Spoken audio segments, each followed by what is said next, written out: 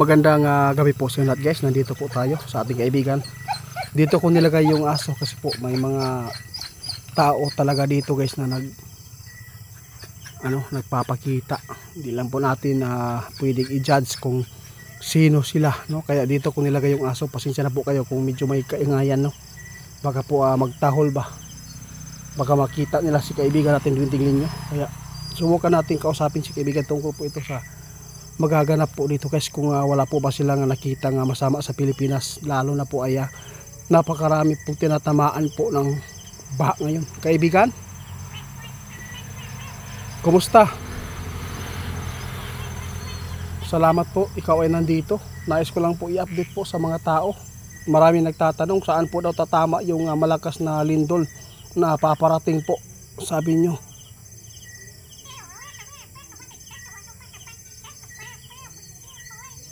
Ate, sir, ito po ang sabi ng ating kaibigan.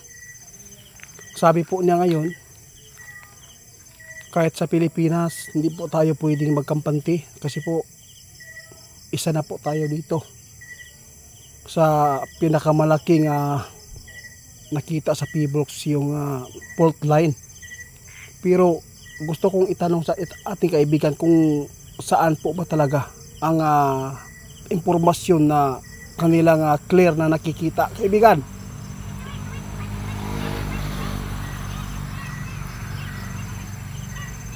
Totoo? Laka. Excuse me guys. Ito ang nakakatakot po na balita ng ating kaibigan. Ito po yung impormasyon nila.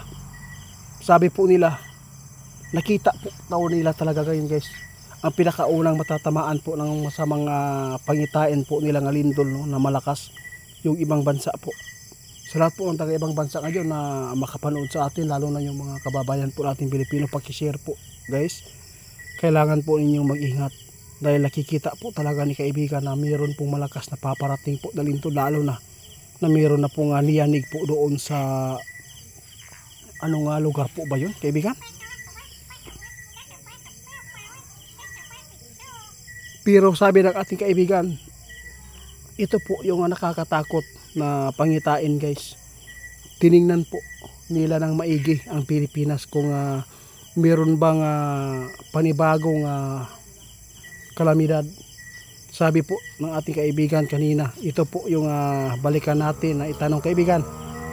Balikan po natin yung sinabi po nyo kanina. Ano po?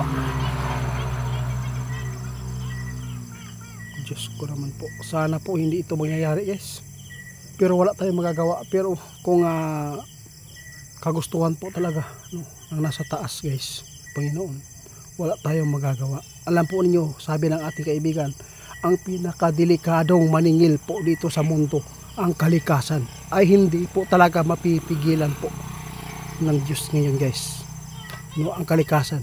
Ano po? Tama po. Kasi ang Panginoon po talaga ang gumawa yan. Tapos sinira lang ng mga taong mga gahaman. Yun po ang totoo guys. Hindi po nila mapigilan po. Pero safety po talaga pa rin ang mga tao dito. Kung lalo na yung mga tao na sumunod din po sa utos. Salamat po kaibigan sa ipinapaabot ninyo. Sabi ng ating kaibigan guys, ang Pilipinas guys, tandaan po ninyo yung sinabi po ng ating kaibigan ngayon. Ang mga kalamidad guys na marami pong masasagupa ngayong paparating na bear month, kaibigan.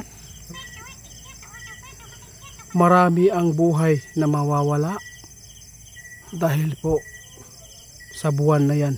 Maraming aksidente, maraming kalamidad na masasagupa ang mga tao, lalo na sa bagyo, landslide. Yun po ang tandaan po ninyo guys ha. Ito po ang sabi ng ating kaibigan. Nakakatakot po ito. Grabe naman po ito kaibigan. Kitang-kita po natin dati guys, no? Noong hindi pa po sinabi ng ating kaibigan, ngayon yung clear na nakita nila. Kapag ang inangat sa December, marami talagang mga nasasagupa ang tao sa kalamidad. Bakit kaya kaibigan? Marami pong ipinadanas po ang Panginoon sa tao. Ito po ang tandaan nyo guys, sa lahat po na makapanood, mag-ingat tayo sa Vermont. Pag Vermont, marami po talagang mga kalamidad. Kung sino man po yung nakaranas po noon ng mga kalamidad na sa Vermont nangyayari tulad po ng baha, no, mas maaga pa.